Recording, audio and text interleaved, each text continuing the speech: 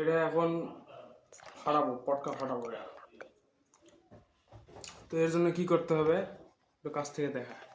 এর জন্য কি করতে হবে, যে দুই সাইড আছে, এই দুই সাইড এভাবে উঠাইতে হবে এভাবে। এটা হয়তো অনেকেই জানে, যারা জানে না তারা আজকে একটা নতুন বদমাইশি বুদ্ধি শিখে ফেলবে। হ্যাঁ, এই যে এটা আবার পিছন থেকে এভাবে টানতে হবে, এটা এই সাইড থেকে এভাবে টানতে হবে, এরকম করতে হবে, ঠিক আছে? এই পাশ থেকে এরকম করতে হবে, এটা অবশ্যই লাগবে। এটা এখন কি করব, বাতাস দিব, ঠিক আছে?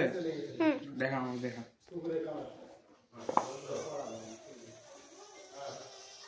বাতাস দেওয়ার পরে হ্যাঁ, এটা পুরোটা এভাবে এই দুটো একসাথে ঢুকে দিতে হবে, বুঝতে পারছিস? একবারে এই পর্যন্ত, এই পর্যন্ত।